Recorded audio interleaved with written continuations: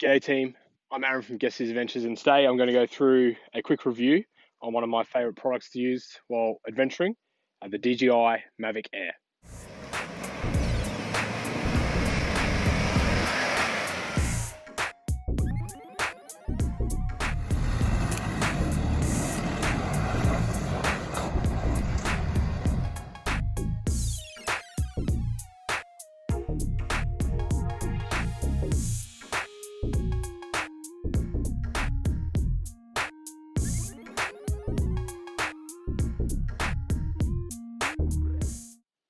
So I've now had the drone for about 1 year.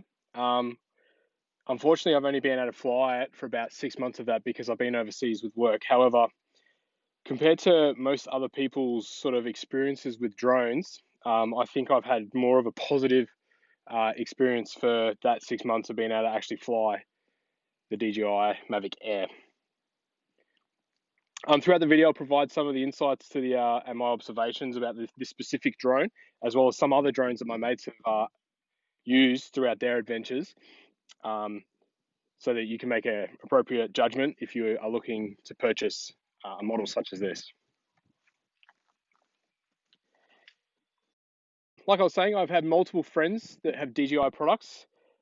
Obviously, this is the Mavic Air, but throughout the range, it starts with the Tallow, which is sort of like a child's drone. The next one up is the Spark, which has now been re-released as the Mavic Mini. Then the Mavic Air, and then you go into the Pros after that, just the regular Mavics.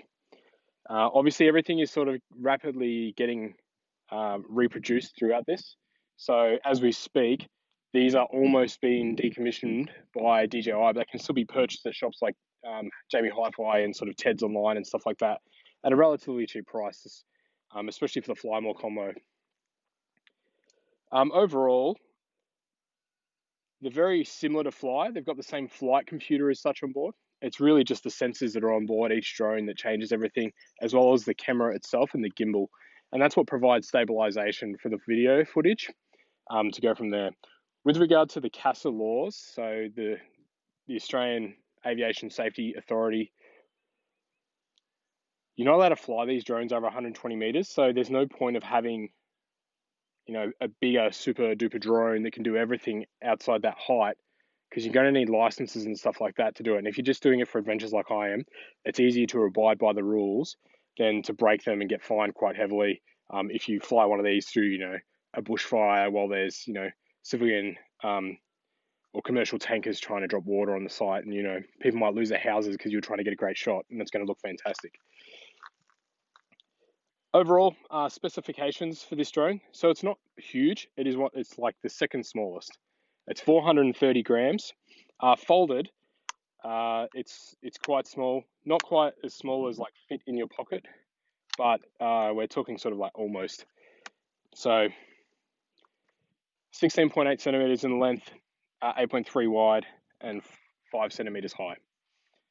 Unfolded, 16.8 by 18.4 by 6.4. So not a huge drone. It does get affected by the wind because of that. The battery life on these is mid-level. You're talking at 21 minutes for this specific drone. And obviously with future iterations, so the Mavic Mini 2, that is significantly increased. Footage-wise, you get 4K footage in ultra-high definition, so more than enough for what anyone needs. Normal TV is generally in 720p up to 1080. Still imagery, you can take RAW and JPEG images, only up to 12 meg, so not a huge megapixel image when you're talking about like a DSLR that's in the 40s, or sort of those vlogging cameras that's sort of in the 25s upwards. It's got 8 GB of internal memory, which is a fair bit for some of these. So a lot of them don't have any. So I run an 8 megabyte. You've got the 8 gigabyte internal, and then the SD card I run a 32, and then I'll talk about that later. And obviously you're going to need a device of some description that can fly this. So iDevice or the Android equivalents. So you're going to need DJI Go 4 app. So as mentioned, I purchased the drone about a year ago, and so far I've done just over 10 hours of flying. and that's sort of the equivalent of over nearly 80 kilometers worth of flying. So it's a fair bit that I've achieved in that small amount of time over that 6 months that I've actually been able to use it. And so far, I haven't had any issues. I've had minor issues at the Perth power lines track when I had some interference from the power lines and it returned to home. And I've also had some issues down at like Preston Beach and stuff like that when I had my wife driving the car and then it would return to home because it was following the vehicle, but it's a setting issue, not an actual drone specific issue. So now I have it to return to the remote. So if you're filming one of those long footage sequences where the car is driving down the beach, it will stay with the car and not try and remember where it launched from, so it has enough battery to get back there. So basically what happened is the drone started running the other way as the car was driving the other way, and there's me running down the beach to try and get it. Otherwise, settings, I won't go anything into those specifically today because there's just so many, and realistically, just watch videos on YouTube and you'll figure out what you actually like to take, and go on Instagram and see those kinds of footages. Some people like those high vertical shots looking down. I like those as well.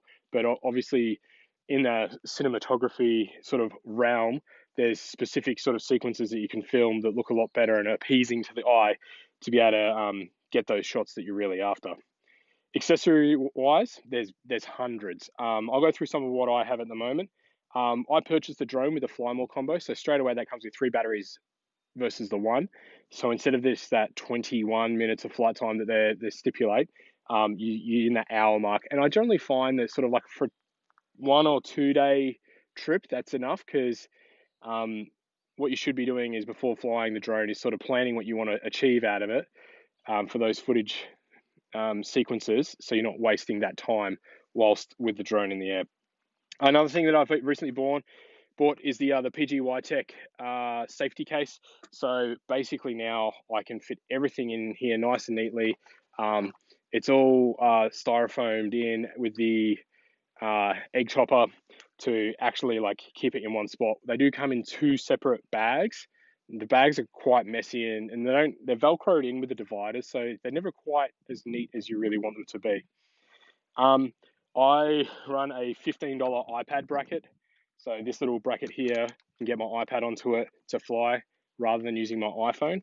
You can get an iPad mini into the handle grip, but I end up putting my 10.8 inch in and it's fine. So it's just a Gen 6 iPad, so it's good to go. As I alluded to, I only use a 32 gigabyte SD card. The reason behind that, and it's more to do with drone failure. I haven't been victim of that yet, obviously. But if you have, like a terabyte SD card in your drone and your drone goes down and you've got like 4.5 years worth of footage on your drone, you're going to be pretty devastated. So I've got the 32 and I've got a 64 that I sometimes use. But after every one of my adventures, I'll purge it back to my computer and edit it from there rather than just hold it on the device. Filters, you can get different filters to put over the drone, and obviously that's going back more into the imagery specialist sort of role. You buy a little filter that slides over the top of it. I don't do that. I don't shoot in that sort of realm yet. I don't see the point dedicating that much money into this specific drone, because if I wanted to move into that area, I would have bought a bigger drone, either one of the pros or above. It can be flown from just an iPhone. It's a little bit hard and tricky to do that without the remote. So, and you don't get as good a range with that either. When it's in the remote control, you get significantly better range out of it. Battery life, as I said, isn't huge, 21 minutes. So that's one of the negatives with the drone. But like I said, if you're planning your shots, it shouldn't be an issue. With the bigger drones, it's going to be a larger, and with some of the smaller drones, it's obviously smaller. Because it's so small as well, like compared to like a Mavic Pro, this is like a quarter of the size. So they like really big when you sort of hold them. As a result of that, it gets blown around the wind. So some of the shots it will be sort of jinking around in the air a little bit, and it won't be as smooth as you want. However, you can fly them in like significant wind, and these things like bang in the air. So this thing goes like 70 kilometers an hour. So I probably fly mine in windier conditions than most, but it's just user choice. I haven't any issues yet, and I feel that compared to others that have had multiple near misses. I've only had that sort of one, so I don't really worry too much, especially if you're in open air and the safe environment to do so. Automated flight modes on it are relatively good. It can do like panoramas by itself. However, the actual sort of blending of that image isn't always great, and sometimes it is sort of like a bit skewed when you do one of the larger images and the specific modes. It's got quick shots. There's a thing called a droney, so it will take a picture and come out away from you, a rocket, so it sort of stays on you and goes straight up. And then like asteroid, so it's like the same as the rocket, but except goes to like a round panorama. It sort of makes it into a 30-second video straight away, and it's cool, but it doesn't really go into like a movie as such. It's more of a standalone item that you can use on Instagram or whatever like that. There's another negative that I'll go into. So like perception about drones, like there's a lot of negative connotations about drone flyers and using drones. There's a lot of areas you can use them safely. Abide by the rules is probably the easiest one to do. And generally speaking, like flying them in national parks is permitted. It's just you need to contact the ranger and ensure that there's no like aerial weeding or anything like that that's happening at the same time. And yes, there is places that you can't fly drones, like Sydney Harbour and those sort of places. And it just goes back to the don't be a dick and abide by the rules to actually use your drone. Firmware updates are also an issue. So when you turn it on, it will connect to the internet through your iPhone or whatever device you use. And generally speaking, just like computer updates, they're not always as stable as you want them to be when they're first released. So sometimes you have to wait like 2 or 3 days for a secondary update to that patch of firmware to come out, to then go to the 1.1 version rather than 1.0, etc., because it's a bit more stable. So if you got one of those shots that you're going today, there's an update this morning, and you're not sure about it, don't update it, and then go from there, because it's probably safer and your drone will actually effectively fly, because sometimes it sort of grounds the drone for that period. It's got another thing called obstacle avoidance on board. So there's multiple sensors throughout the actual drone. So this one's got 8. And basically what that does is you can fly the drone, and if there's a tree, it will physically stop or go over or go around it. That is good and bad in both ways. If you got that one shot and you're going to miss a tree by about a foot or two, but it will stop, it's kind of annoying. And that's sort of what I get a little bit. But at the end of the day, I haven't crashed the drone, so that's also a good thing. So it's sort of just like what you're really after. The last one is frame rate isn't always great. So it's 24, 25, or 30 frames per second for 4K footage. And then going into 2K footage, it then goes higher because the processor can actually get a more effective frame rate. So 2K is at 60, and then 1080p, you're looking at the 120. From all my shooting, I'm always shooting in 1080, just save space. And 30 is really what you're after, unless you're. The reason most people fly in a higher frame rate is so they can get better footage and slow-mo off that same footage. But if I want slow-mo footage, I'll just film it rather than fall back to, I wonder if that looks good in slow-mo. So it's might over matter. And the last sort of pro and con is the exposure control that these drones have. It's not great. So automatic, you'll see it in a lot of basic footage, and you'll see it on people's YouTube channels and on Facebook or whatever. The drone will be flying around, and then it will get the sun, and then it will change to like a bright white, and adjust, and then it will go dark, and then it will go darker again because of the clouds, and it will adjust again. What you need to do is select one.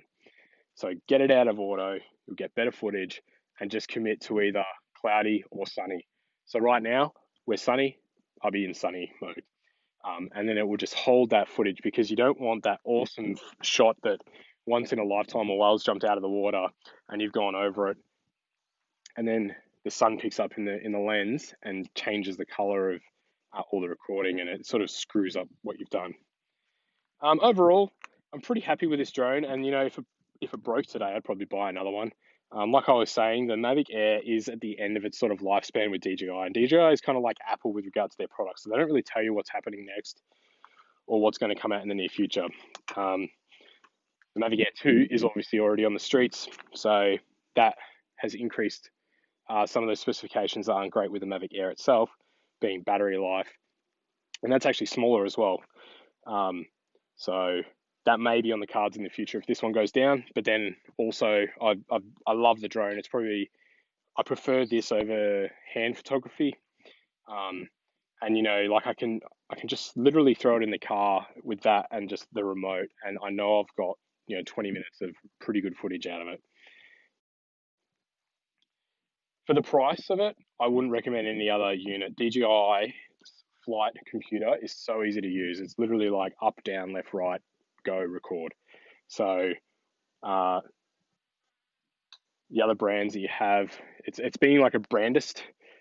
Parrot is probably the nearest, best brand, but I'd recommend DJI.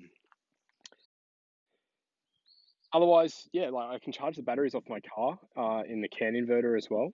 So if you are going out for a longer period, if you've got dual battery set up, you can use it um, that way. So I hope you enjoyed my review in anyway, guys. If you got any questions, hit me up in the comments below. And like always, if you like this video, please give me a like and subscribe and hit that notification button as well. And I'll try and keep getting some of these videos out to you. Cheers, guys.